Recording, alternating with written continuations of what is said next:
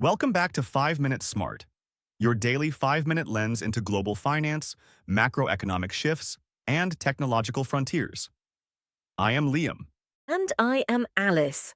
Liam, all eyes across Wall Street and global central banks are locked on Jackson Hole, Wyoming. In just 5 days, on August 27th, Federal Reserve Chair Kevin Warsh will take the podium to deliver his debut Jackson Hole keynote address. This is not merely another routine central banker speech. Kevin Warsh took the helm of the Fed in May 2026, and this keynote represents the most anticipated monetary policy address since the pandemic era. Exactly. For years under Jerome Powell, markets grew addicted to meticulous forward guidance and incremental quarter-point adjustments. But Warsh has made it abundantly clear that he views excessive forward guidance as a dangerous crutch that lulls markets into complacency. And the backdrop for this debut could hardly be more combustible. The United States national debt has officially crossed $40 trillion. The 30-year Treasury yield is hovering at a 19-year high of 5.3%, and the bond market is practically on edge.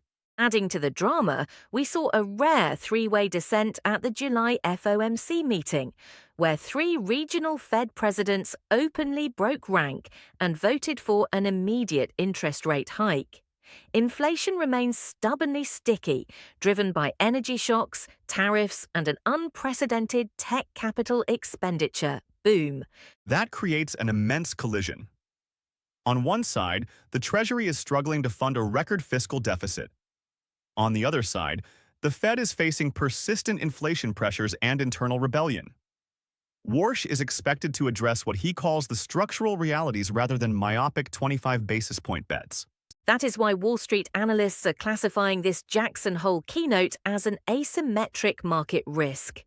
If Warsh confirms that the Fed will not step in to artificially suppress long-term bond yields, the entire interest rate curve could reprice higher, directly hammering equities and valuation multiples.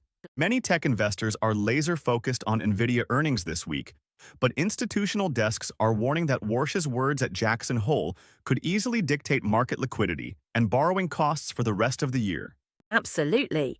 When 30-year Treasury yields cite at 5.3%, capital is no longer cheap or forgiving.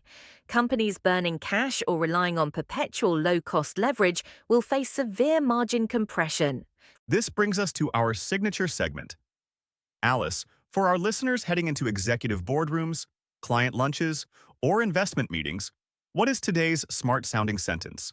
Today's smart-sounding sentence is, as Kevin Warsh takes the podium at Jackson Hole, financial markets must confront the reality that the era of predictable forward guidance is over, replaced by an asymmetric regime where $40 trillion in fiscal debt collides with unyielding monetary discipline. That captures the macro tension with surgical precision. Alice, how should our listeners unpack that when speaking with colleagues? Explain that investors spent a decade expecting the Federal Reserve to cushion every bond market wobble. Warsh is signaling that the central bank will focus strictly on price stability and financial structural integrity, leaving the bond market to absorb the true cost of government debt on its own. In other words, the Fed will not be your buyer of last resort to save fiscal miscalculations. Higher term premiums and elevated cost of capital are here to stay. Precisely.